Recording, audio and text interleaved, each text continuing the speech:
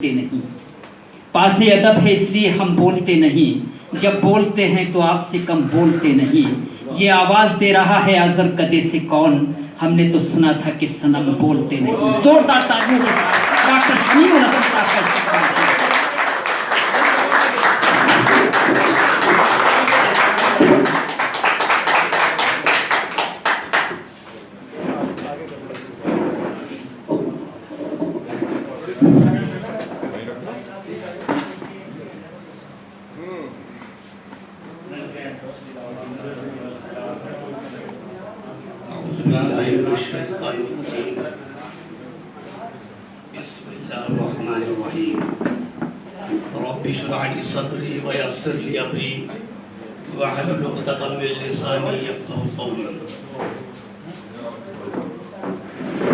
मोहतरम दोस्तों, अजीज साथियों,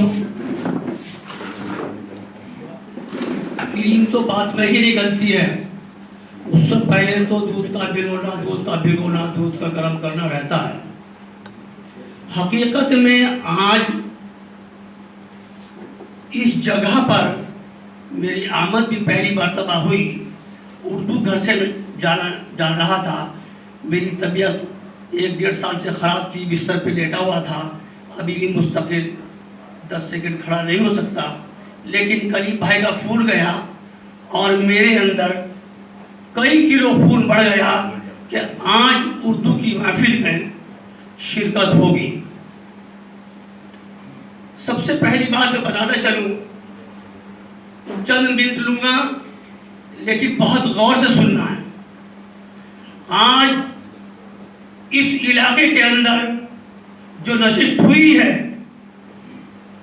इस नशिस्त में उस चीज को पैदा किया गया जैसा कि हिंदुस्तान एक चमन बनकर रहता है और एक चमन की तरह से हिंदुस्तान बना। इसमें असद फारूकी साहब ने जहां इलाके के लोगों को, असातिज़ा को इकट्ठा किया, डॉक्टर्स को बुलाया, मुतरज्जिम को बुलाया, दानिशवरों को बुलाया, वकला को बुलाया, इस महफिल को सजाया।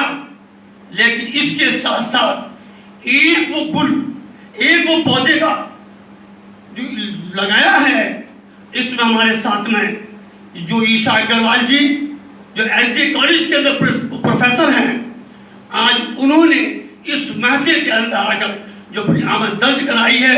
और मैं देख रहा हूं उनके चेहरे को किस तरीके से लगन के साथ सारे शोरा हजरात को सुन रहे थे, मैं देख रहा हूं। उन्होंने ये भी बताया कि हमारे दादा उर्दू के अंदर सब्जी का पर्चा बनता था, उर्दू में लिखते थे, फला का पर्चा बनता था, उर्दू में लिखते थे, और कुतुब खाना और किताबें सब उर्दू में थी। लेकिन आज हम उस उर्दू से बेबहरा हो चुके हैं कि हमें आज सुनने को मौका मिल रहा है कितनी शीरी और मीठी जबान है। उसी के साथ साथ जहां पूरा पंजाब अगर उठा कर देखे, सिर्फ चंद साल पीछे जाए तो वहां पर बुजुर्ग भी और आज के नौजवान भी उर्दू के अखबार, उर्दू की किताबें, उर्दू में तहरीर, उर्दू में गुफ्तगू जो होती है, आज उसकी कभी भी हमारी महफिल के अंदर सरदार बंटी सिंह से पूरी करती है। हम दूसरी बात कहना चाहता हूं, इस महफिल में ज्यादातर लोग 50 को पार कर गए हैं, 50 को पार कर गए हैं। और जब 50 को पार कर जाता है तो उसकी जिंदगी के अंदर कुछ ना कुछ जलजले और कुछ ना कुछ चीज पैदा होती रहती है। किसी चीज में लायक हो जाता है, बीमारी आ जाती है और उसकी जिंदगी ऐसे गुजरती है। लेकिन वो आज अगर यहाँ बैठे हुए हैं, कल यहाँ नहीं बैठे नहीं मिलेंगे, हम नहीं बैठे मिलेंगे। गौर से सुन लीजिए, शाहजेब साहब सुन लीजिए, बेटे हम नहीं मिलेंगे, लेकिन ये चीज, ये महफिल आप लोगों को संभालनी है, आने वाली नस्लों को संभालनी है, तुम्हें संभालनी है। तुम्हें इस कलम को ऊंचा करके रखना है जिससे किसी वक्त तूफान आए और कोई उसको गिरा ना सके और न उसको हिला सके।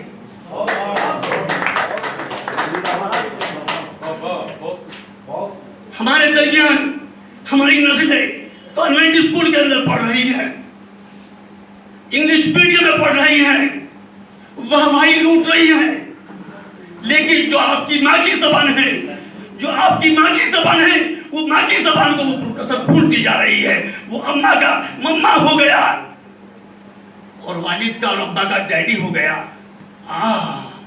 माँ ने क्या सिखाया था?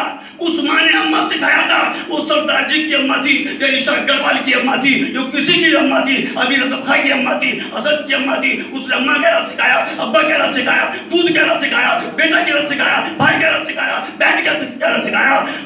किस तरीके से क्या हुआ? पूरी गुफ्तगू इस हिंदुस्तान की जबान में उर्दू में कहना सिखाया। उसने कभी पुत्र नहीं कहना सिखाया, उसने पुत्र नहीं सिखाया, उसने पिता नहीं सिखाया, उसने माता नहीं सिखाया, अम्मा और माँ सिखाया है। वो खुशी जबान है। आप सभी से गुजारिश ये है कि अगर आप इस उर्दू को जिंदा रखना चाहते हो तो इस शायरी नशिश तक महदूद न रहिए। अपनी नस्ल को तैयार कीजिए। आज जितना खुश मैं शाहजेब को सुनकर हुआ हूँ और ईशा अग्रवाल को सुनकर खुश हुआ हूँ, सरदार बलजीत सिंह को सुनकर हुआ हूँ, शायद मेरी खुशी का ठिकाना नहीं है कि जरूर और बजरूर इस मुजफ्फरनगर के अंदर हर जगह उर्दू का बोलबाला होगा और वहां पर उर्दू जबान अपने उरूज तक, अपने फरोग तक पहुंचेगी। अगली बात मैं कर रहा हूं, बड़ा तल्ख जुमले लग जाएंगे किसी को, लेकिन नहीं हो सकता है मेरे इस तल्ख कहने से उस वजह उस्ताद, मैंने पहले अल्फाज उस्ताद, यहाँ चाहे वो स्कूल के अंदर पढ़ाने वाले हो, चाहे वो शोरा हजरात हो, बहुत मेहनत करके एक शागिर्द तैयार होता है। एक दिन में शागिर्द तैयार नहीं होता।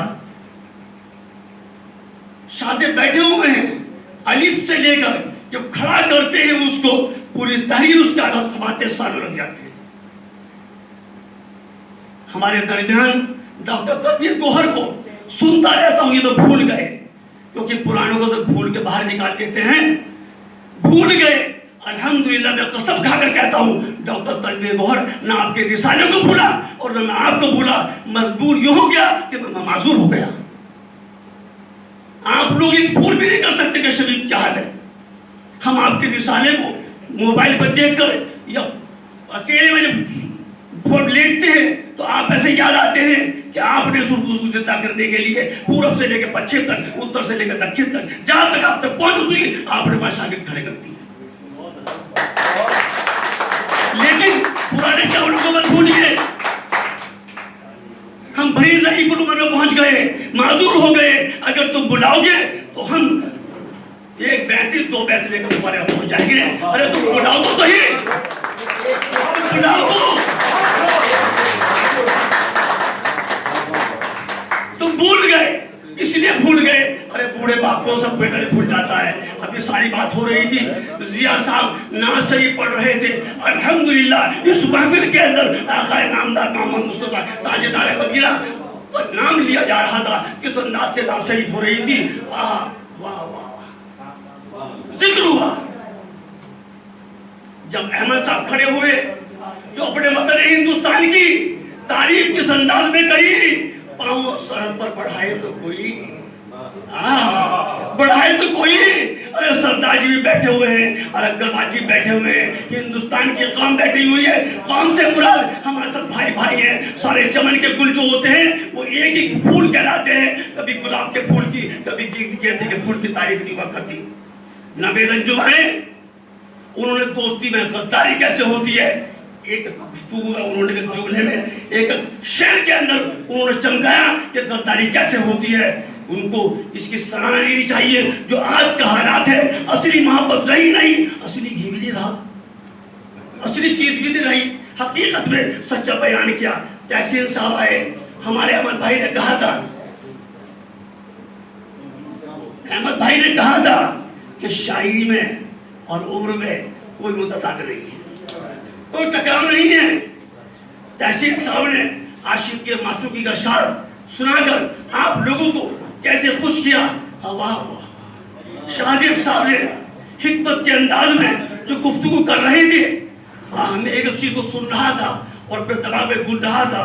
और जब सद्दाम साहब सामने आए तो उन्होंने सच्चाई ऐसी बयान की हकीकत में सच्चाई बयान की कि माइक पे अगर मेरे पाँव लरस गए, मेरे हाथ लरस गए, जब तिफले मकतब होता है, उस्ताद के सामने पहली मर्तबा खड़ा होता है तो उसका पूरा जिस्म कब जाता है। वो आपकी खता नहीं, हम भी देखते हैं।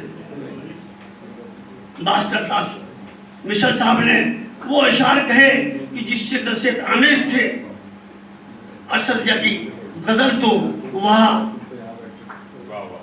टूटी हुई दीवार पर टाइल लगा दी। हकीकत में बात यही है, हकीकत है इंसान अपनी गली को छुपाकर बेहतरीन लिबास और लिपस्टिक क्रीम पाउडर लगाकर, जी मैं फीमेल की बात कर रहा हूँ, मेल की बात कर रहा हूँ, लिपस्टिक लगते देखा मेरे बाल पर नहीं, जी क्रीम पाउडर लगाकर वो जाते हैं, असर को छुपा लेते हैं, कपड़ों को बदल लेते हैं, क्या करते हैं, ये थोड़ी देर का दिखावा है, वरना हकीकत बयान होनी चाहिए, उसके अंदर कमी नहीं होनी चाहिए। हमारे प्रोफेसर ईशा अग्रवाल जो माइक पर आए, वाह वाह, सभी ने सुना। खैर, मैं लंबी गुफ्तगू मेरी हो गई, मैं तब गुफ्तगू नहीं करना चाहता था, क्योंकि हुक्म ये हुआ था कि चंद लम्हात लेने हैं। अब चंद लम्हात में तो 1 घंटा भी हो जाएगा, चंद जोड़ के 2 घंटे भी हो जाएंगे, लेकिन मैं चंद में ही काम पूरा कर रहा हूँ। अभी तो मेरी बैटरी भी स्टार्ट नहीं हुई, अभी तो मैं स्टार्ट भी नहीं हुआ, लेकिन वक्त ज़्यादा है, तकाजा है, माहौल भी एडमिनिस्ट्रेशन की तरफ से भी 10 बजे तक की गुफ्तगू है, तो मैं अपनी बात को यही ख़त्म करता हूँ। असद साहब आप और उर्दू की तंजीम, उर्दू डेवलपमेंट ऑर्गेनाइजेशन ने जिस तरीके से महफिल सजाई है, अल्हम्दुलिल्लाह इसी तरीके से सजाए रहिए, लेकिन पुराने आदमी को मत भूल जाइए। डॉक्टर तनवीर साहब जबरदस्त शिकायत, मैं बिल्कुल अंदर ही रास्ते पर साफ नहीं रखता, मैं लबों के अंदर छुपा के नहीं रखता, जो बात होती है वो कहता हूँ जी। नहीं, उसमें ऐसा है कि जब मुझे तो मजा आता है, जुर्माना नहीं कर सकता मैं, नहीं भाई भी जोड़ दी साथ में, बस में मोहब्बत पर भी ये जुर्माना रख दे, लेकिन इस अल्फाज को मैं नहीं कह सकता जो हमारे सदर साहब करीम साहब ने कहा है। आपकी मोहब्बत है, आपकी मोहब्बत है। हकीकत बात यह है कि इस टाइम पे एक आप जितने बुजुर्ग शायर थे सारे दफन